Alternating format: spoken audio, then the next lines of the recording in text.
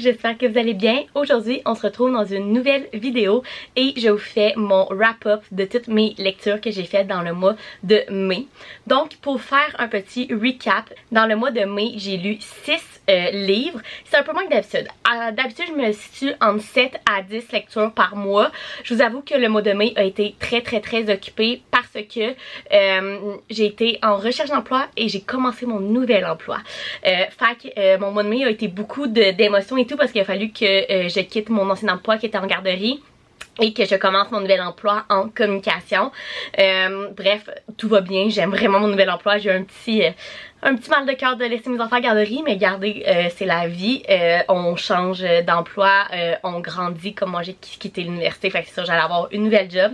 Bref, c'est vraiment pas le sujet de cette vidéo-là. Si vous voulez en savoir plus sur mon emploi et tout, j'ai plein de vlogs, je pense que j'ai 2 vlogs que je parle de ça. Au pire, je vais vous le mettre dans le petit i. Mais tout ça pour dire que c'est pour ça que j'ai lu un petit peu moins de livres. J'ai quand même lu 6 livres ce mois-ci. J'ai eu des très bonnes lectures, d'autres un peu moins. On va discuter de tout ça dans cette vidéo-là. Une autre chose, on a quelqu'un avec nous dans cette vidéo qui est une mouche. Depuis le début de la journée que j'ai une mouche dans ma chambre. J'ai fait du télétravail aujourd'hui et la mouche m'a accompagnée dans toutes mes rencontres. Je ne suis plus capable depuis 8 heures que je suis assise à mon bureau et là il est rendu 4h30, j'ai terminé ma job et elle est encore là. Justement, elle vient de passer. Je sais pas si vous pouvez la voir. Ça serait vraiment drôle qu'on la voit dans la caméra.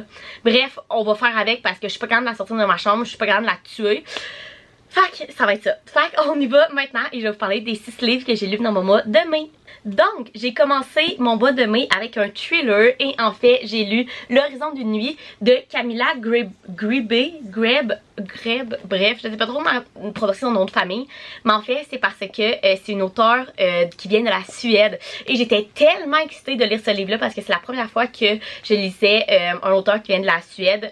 Veux pas, la plupart des livres que je lis sont des auteurs américains, sinon quand même anglais, donc de l'Angleterre ou de France et un peu de Québec, mais en dehors de ça, j'en ai pas vraiment. J'en ai un dans ma pile à lire qui est une auteure mexicaine que j'ai vraiment hâte de lire, mais bref, je trouve que c'est vraiment le fun de, oui, de faire lire différents genres, mais aussi lire différents auteurs, donc c'est ça. Bref, dans ce livre-là, on suit Maria qui est en fait mariée à Samir et ils sont une famille reconstituée. Donc Maria a un fils qui est autiste, qui vit avec le syndrome de l'autisme et Samir a une fille qui s'appelle Yasmine, qui est une fille dans l'adolescence, je pense qu'elle a 16-17 ans.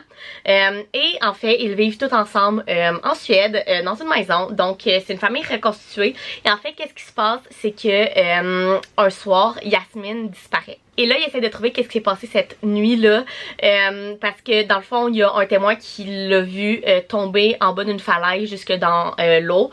Et en fait, le témoin a cru voir quelqu'un la pousser, mais sont comme pas sûrs. Fait qu'il essaie de trouver qu'est-ce qui s'est passé jusqu'à temps que Samir, donc le mari de Maria, soit accusé du meurtre de sa fille, même s'ils n'ont jamais retrouvé son corps. Ça, c'est une affaire très importante. Ils n'ont jamais retrouvé le corps de Yasmine. Donc, c'est le livre de qu'est-ce qui s'est passé cette nuit-là, qu'est-ce qui s'est passé avec Yasmine et est-ce que Samir, le mari de Maria, est coupable ou non. C'est vraiment bon. Qu'est-ce que j'ai vraiment aimé, c'est qu'il y a beaucoup de points de vue dans le livre. Donc, il y a le point de vue de Maria. Il y a le point de vue du policier, il y a le point de vue de Vincent qui est le garçon qui a le syndrome de l'autisme et il y a le point de vue de Yasmine qui elle qui a disparu et il y a le point de vue, y a-t-il le point de vue de Samir? Je suis pas sûre, je me souviens plus s'il y a Samir. Bref, je sais pas, mais tout ça pour dire que il y a vraiment beaucoup de points de vue, fait qu'on voit vraiment les points de vue de tout le monde, de la soirée de la disparition, mais aussi de après. Bref, c'est vraiment un bon livre, j'ai donné un 4 étoiles. La fin, c'est une bonne fin de thriller là, qui nous surprend, qu'on s'attendait comme pas tant à ça. Et aussi, c'est toujours le fun d'avoir une auteure qui vient d'ailleurs que les pays qu'on lit habituellement. Fait que je vous recommande vraiment ce thriller-là qui est pas tant connu sérieusement, mais qui selon moi vaut vraiment la peine. Ensuite, le prochain livre que j'ai lu est une romance vraiment populaire et parfaite pour l'été. C'est comme dans un roman d'été ou en anglais Beach Read de Emily Henry. Ce livre-là est tellement populaire, ça faisait tellement longtemps que je voulais le lire et je l'ai enfin lu. Donc ce livre-là est un Enemies to Lovers. En fait, on suit January qui déménage dans la maison d'un peu de campagne d'été de son père qui est décédé. Et disons que lors de son décès, elle a appris quelque chose à propos de son père et elle vit comme pas bien avec ça. Donc elle décide d'aller dans la maison d'été à son père qui lui a légué. Et aussi avec toute la monde de son père et tout, January est une écrivaine et elle n'est plus capable d'écrire. Elle a vraiment le syndrome de la page blanche, donc elle décide d'aller aussi dans cette maison-là pour se ressourcer puis écrire son prochain livre. Mais en fait, quand elle arrive là, elle se rend compte que son voisin est vraiment un gars assez grumpy et en fait, c'est son rival d'université. Donc en fait, January a étudié à l'université en littérature et c'était son rival et il s'appelle Gus. Donc on suit vraiment l'histoire de January et Gus. Marie-Ève du montage vient de se rendre compte que elle a pas dit le plus important du livre, que en fait January et Gus, les deux sont dans une panne d'écriture et ils décident de s'échanger leur genre. Donc January écrit de la romance et Gus écrit comme un peu de la fiction, un peu plus gore genre, puis pas horreur mais presque. Puis ils décident de s'inverser leur genre et en fait le premier qui finit son roman et qui réussit à le publier gagne leur concours, leur pari. Donc c'est comme ça qu'ils vont commencer vraiment à se côtoyer parce que January lui apprend un peu à écrire des romans de romance et Gus lui apprend un peu à écrire des romans un peu plus horreur, fiction et tout. Donc c'est comme ça qu'ils se côtoient et qui essayent de gagner le pari, le premier qui finit son livre. Si vous aimez les histoires de maison de plage, maison d'été, si vous aimez les histoires de petite ville, parce que c'est une toute petite ville où ce qu'elle arrive, si vous aimez les Enemies to Lovers, c'est tellement un bon livre. Je comprends pourquoi tout le monde tripe sur ce livre-là. C'est une romance parfaite pour l'été. J'ai ri, j'ai pleuré, ce livre-là est juste incroyable. Puis en plus du Enemies to Lovers, il y a aussi toute l'acceptation du deuil, aussi la relation mère-fille entre January et sa mère. Bref, c'est tellement bon. J'ai donné un 4.5 étoiles. J'ai pas donné un 5 étoiles parce qu'il me manquait le petit plus pour le 5 étoiles, honnêtement, que beaucoup de personnes ont trouvé dans ce livre-là. Moi, je l'ai pas trouvé, mais c'est quand même un excellent livre que j'ai donné un 4.5 étoiles. Ensuite, la troisième lecture que j'ai faite dans mon mois de mai est un autre thriller. On retourne dans les thrillers et c'est Je serai ton ombre de Lisa J. Well. En fait, ce livre-là, l'histoire, je voulais lire... Je me souviens plus du nom, je vais vous le mettre ici, mais il y a le mot moi dans le livre. En tout cas, c'est comme son livre le plus populaire et le plus récent, si je me trompe pas. Et j'étais allée en librairie et il l'avait pas, mais il y avait celui-là d'elle. Fait que je me suis dit, pourquoi pas le lire? En fait, dans ce livre-là, on suit 3 personnages. Je vous avoue que c'est quand même difficile à expliquer. Dans un premier temps, on a Saphir, qui est une jeune fille qui a une vie assez difficile. Elle a pas de parents, elle est élevée par son oncle et son grand-père. Elle a quand même beaucoup de problèmes de santé mentale. De l'autre côté, on a Kate qui vit avec son mari et ses 2 enfants. Et en fait, le mari de Kate est le psychologue de Saphir. Et dans un troisième temps, on suit Owen qui est le voisin de Kate. Bref. Tout ça commence quand en fait il y a une série d'agressions qui se fait dans le quartier de Kate et Owen. Il y a plein de monde qui se font agresser et tout. Et en fait, qu'est-ce qui arrive, c'est que Saphir finit par disparaître. Et donc, ils se disent que Saphir c'est comme fait kidnapper par la personne qui faisait toutes les agressions dans le quartier. Et donc, tout ça commence de là. En fait, Owen, le voisin de Kate, se fait accuser. Est-ce que c'est lui qui faisait les agressions et tout? C'est ce qu'on essaie de trouver. En même temps, est-ce que le mari de Kate est aussi dans toute cette histoire-là? Parce que Saphir, la dernière fois qu'elle a été vue, elle était en face de la maison de Kate. Donc, c'est toute cette histoire-là. Comme je vous disais, c'est assez compliqué à expliquer, mais en fait, j'y ai donné un 3 étoiles. Pourquoi? Pour plusieurs raisons. Premièrement, justement, comme je vous dis, c'est compliqué à expliquer, mais c'est aussi quand même compliqué à comprendre. Il y a beaucoup de personnages, il y a plein de choses qui arrivent, ce qui est le fun, mais des fois c'est un peu too much. Fait qu'il y a ce côté-là. Et deuxièmement, pour un thriller, je le trouvais très prévisible.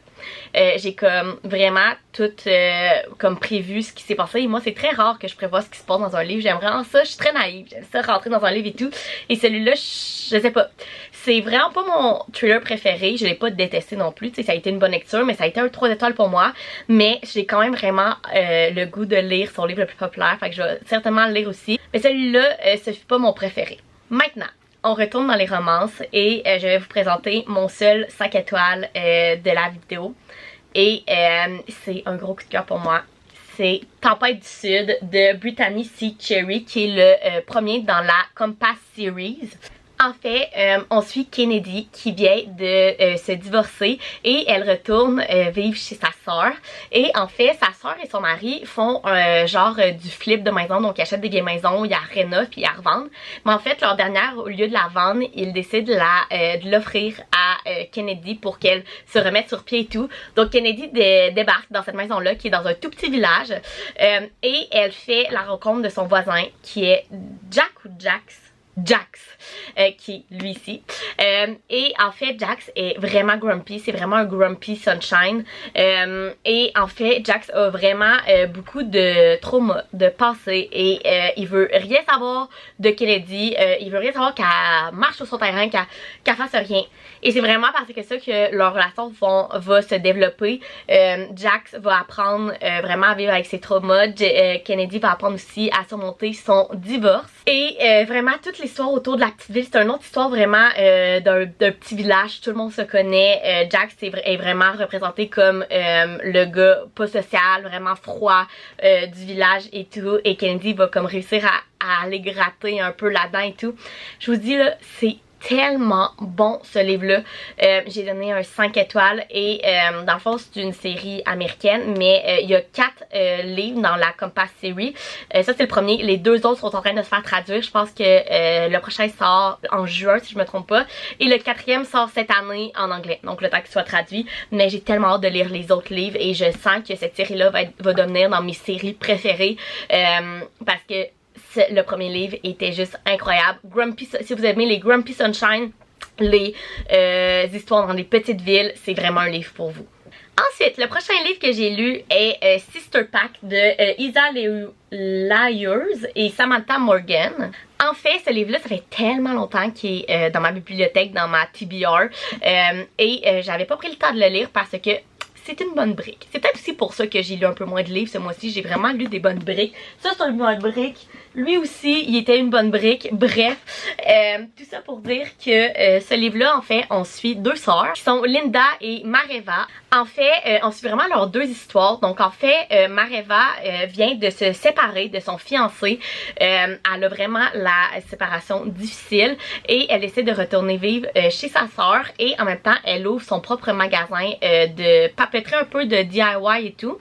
Et de l'autre côté, on a Linda qui est policière. Dans le fond, ce que j'ai vraiment aimé de ce livre-là, c'est qu'on voit 2 romances se former. Donc, on a vraiment la romance avec chacune des sœurs. On voit les 2, leur métier qui prend vraiment une grosse place dans ce livre-là, qui est vraiment bon. Et la 3e chose que j'ai vraiment aimé, c'est que c'est une romance avec du mystery. Donc, tout le long de l'histoire, en plus de suivre leurs deux romances, on suit une enquête que Linda fait à sa job. En tant que policière. C'était tellement bon. Sérieusement, j'ai tellement aimé ce livre-là. Les 2 romances étaient tellement cute. Le mystery, moi j'aime tellement ça quand il y a un peu de mystère dans les romances, un peu de policier, de thriller qui vient s'intégrer dedans. C'est comme mes livres préférés. Fait que ça aussi j'ai vraiment aimé. Dans le fond, le love interest pour Linda, c'est son compagnon, son coéquipier à la police. Et le love interest pour Mareva, c'est dans le fond, en face de son magasin, il y a un tattoo shop. Donc c'est le tatoueur là, mais qui est aussi un indique pour sa sœur Linda dans toute une affaire de trafic de drogue. Donc Mareva est un peu avec un criminel, si on peut dire, et tout. Et on va se dire que Linda n'est pas du tout d'accord. Fait que c'est toute ça l'histoire. Sérieusement, j'ai donné un 4 étoiles parce que la seule chose que je peux dire, c'est que on aurait pu faire 2 livres avec un. Genre, il y avait... Vous savez que j'aime vraiment les livres qui ont énormément d'action. Et ça en est un. Mais c'est un peu trop. Sérieusement, tu sais, j'aurais peut-être plus aimé qu'il y ait un livre sur une sœur puis l'autre livre sur l'autre sœur, parce que là c'était énormément de choses qui se passaient pour un seul livre. Fait que c'est la seule chose que je pourrais dire. Genre, si vous lisez ce livre, accrochez-vous. parce qu'il s'en passe des affaires, mais vous vous ennuierez pas. Donc j'ai donné un 4 étoiles. Finalement, le dernier livre que j'ai lu dans mon mois, c'est My Body de Emily Ratajkowski, si je le dis comme il faut. En fait, ce livre-là est un mémoire que j'ai annoté. Les seuls livres que j'annote, honnêtement, c'est les mémoires. En fait, Emily est une mannequin qui a œuvré dans le monde du mannequinat toute sa vie. Et ce livre-là est un peu... elle raconte un peu son histoire avec son corps au travers de plusieurs, je vous dirais qu'il y a peut-être une dizaine d'essais, où ce qu'elle raconte quelques-unes de ses expériences, qu'elles soient positives ou négatives, tout son rapport avec son corps dans l'univers du mannequinat. Sérieusement, il y avait des quotes incroyables. C'est un livre très féministe. Je suis très féministe, donc sur ça, j'ai vraiment aimé. La seule chose, c'est que j'ai vraiment eu de la misère à embarquer dans le livre.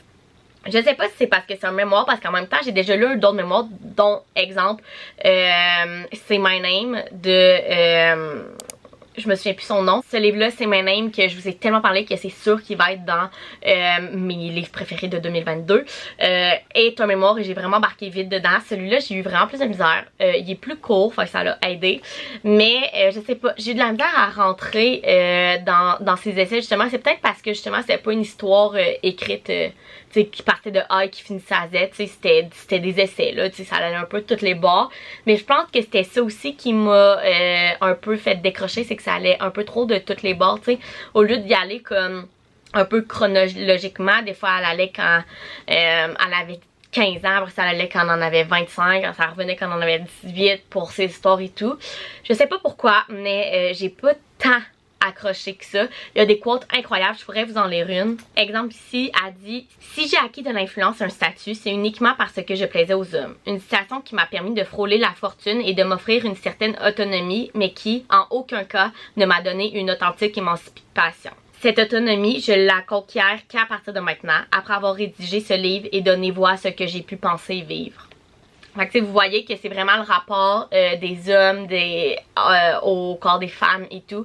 Fait que bref, j'ai donné un 3 étoiles parce que j'ai vraiment aimé justement tout ce qui était très féministe, tout ce qui était très par rapport au corps de la femme, comment le corps de la femme est vu dans le monde des mannequins et tout.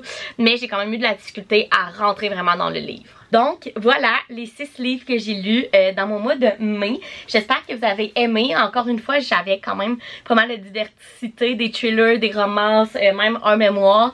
Enfin bref, même si j'avais un petit peu moins de livres à vous parler ce mois-ci, j'espère que vous avez quand même aimé. Dites-moi en commentaire des idées de vidéos par rapport aux livres ou même pas par rapport aux livres que vous avez le goût de voir sur ma chaîne. Ça va me faire plaisir de vous les faire. Sinon, vous pouvez liker la vidéo, vous abonner à ma chaîne, puis nous, on se retrouve dans une prochaine vidéo. Bye!